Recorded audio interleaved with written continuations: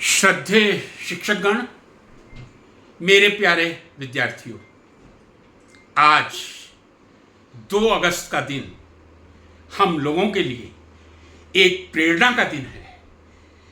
एक महर्षि ऋषि, रसायन शास्त्र के पुजारी, अनेक भाषाओं के ज्ञाता, भारत में प्रथम शोध स्कूल प्रारंभ करने वाले, yes, founder of the first Indian research school in India, author of the greatest of great book, History of Hindu Chemistry, ऐसे महामना का जन्म 2 अगस्त 1861 को बंगाल की धरती पर हुआ था, जो उस समय भारत का भाग था, लेकिन इस समय बांग्लादेश का भाग है। आज इंडियन काउंसिल ऑफ केमिस्ट, जो रसायन शास्त्रियों की एक अपेक्स बॉडी है, शीर्ष संस्था है, यह निर्धारित किया है समूचे भारतवर्ष में 2 अगस्त 2024 भारतीय रसायन शास्त्र दिवस या रसायन शास्त्र दिवस, नेशनल केमिस्ट्री डे के रूप में मनाया जाएगा, ताकि आचार्य जी को हम श्रद्धांजलि तो दे ही सके, लेकिन देश की युवा पीढ़ी को, इस देश की जनता को रसायन शास्त्र का महत्व उन तक पहुंचा सके। एक YouTube मैंने 30 जुलाई को अपलोड किया था, आचार्य जी को समर्पित करते हुए। उनके पूरे लाइफ स्केच का वर्णन मेरे उस YouTube में आपको मिल जाएगा, और उसका टाइटल भी मैंने ये रखा था, father of Indian chemistry and guru of first research school in India. आज एक संकल्प दिवस है।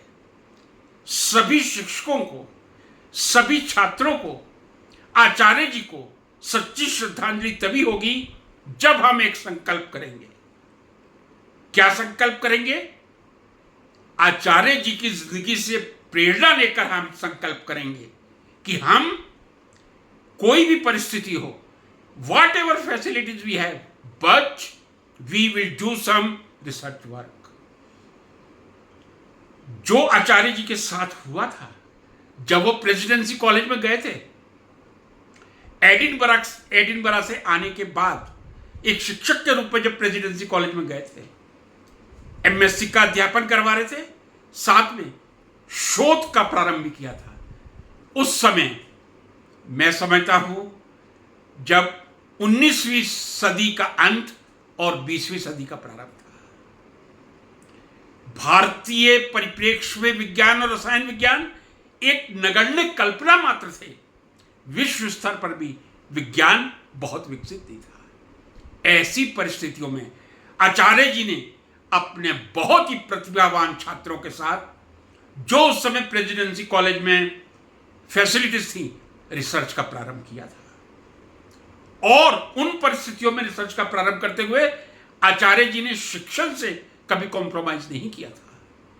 एक शिक्षक यदि रिसर्च करता है, ये उसके लिए एक पूजा स्वरूप है, परमात्मा की पूजा के समान है। लेकिन एमएससी का शिक्षण उससे भी ऊपर परमात्मा का पूजन है। एमएससी शिक्षण और रिसर्च यदि दोनों साथ में हो तो वो एक संपूर्ण शिक्षक और संपूर्ण रिसर्चर बनता है।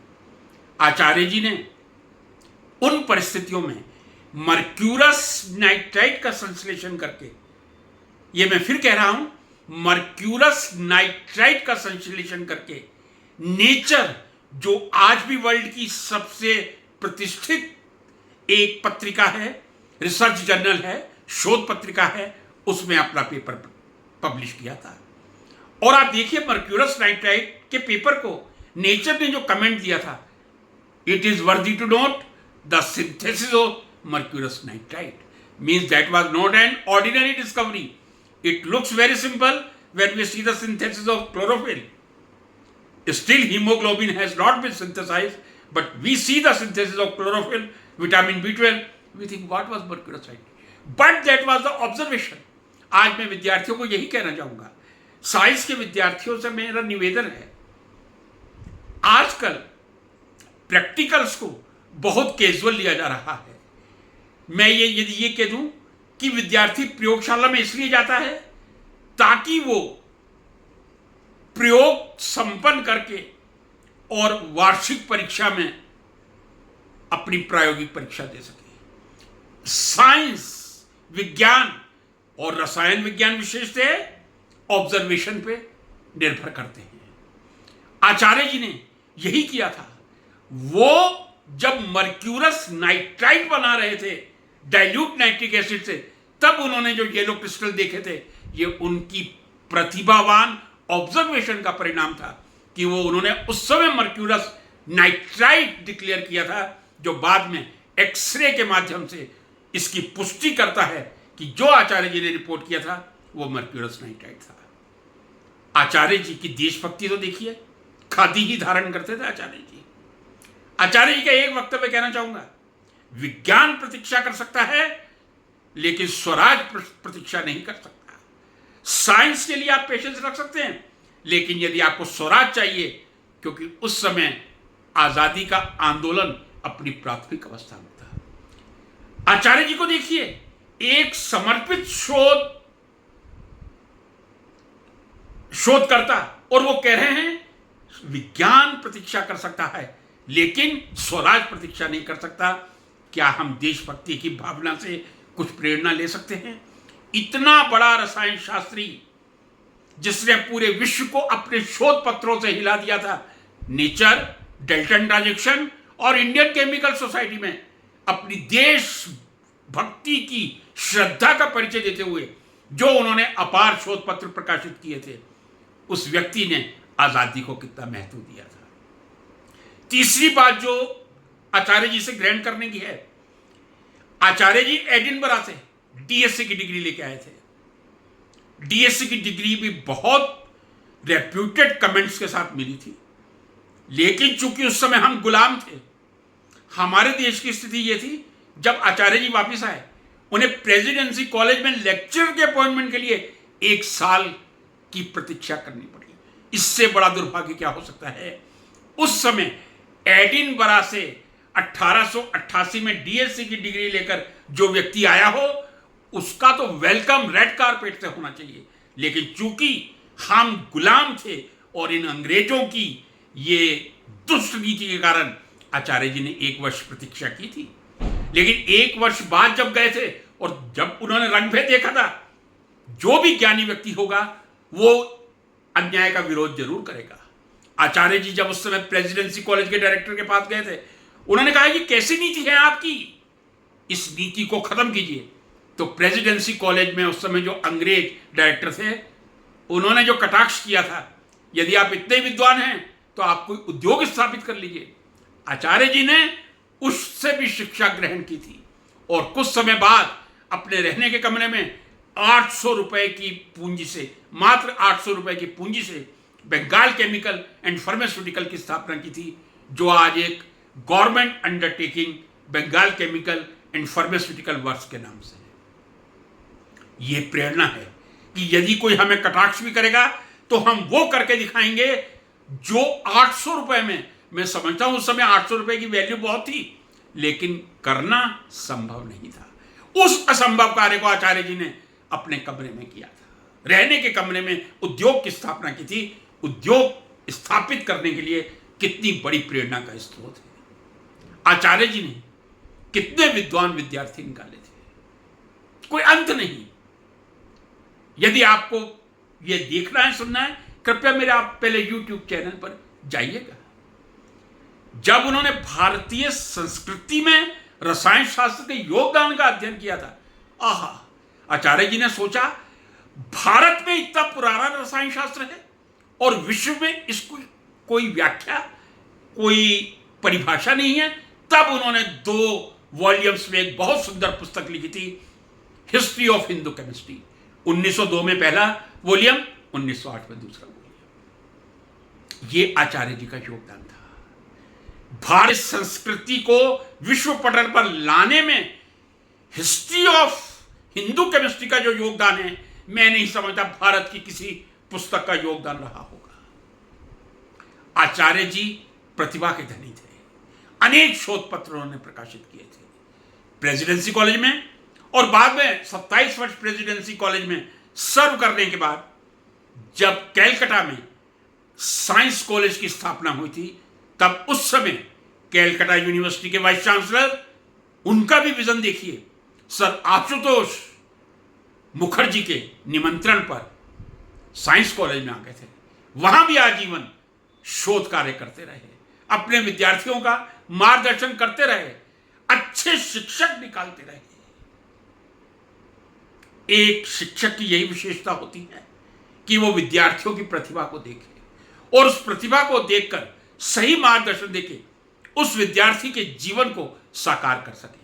और ये जो कला थी, अद्भुत कला थी, मैं समझता हूं या तो स्वामी जी विवेकानंद जी में थी और या आचार्य पीसी रेसर में थी। उनके जो विद्यार्थी हैं, उन्होंने विश्व पटल पर जो शोध कार्य किया है, मैं समझता हूं विश्व के वैज्ञानिकों को टक्कर देने में उन्होंने कोई कमी नहीं छोड़ी है।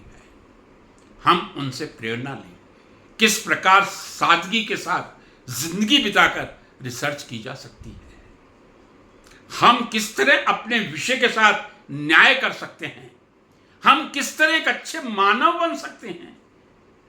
अब जरा दूसरी बात सुन लीजिए, आचार्य जी जो कुछ प्रेसिडेंसी कॉलेज में तनख्वाह लाते थे, जो कुछ साइंस कॉलेज कैलकाटा में तनख्वाह लाते थे, संपूर्ण तनख्वाह अपने जीवन के लिए मेरे ख्याल 10-20 रुपए छोड़ते थे, बाकी सब गरीब विद्यार्थियों को दे दिया करते थे।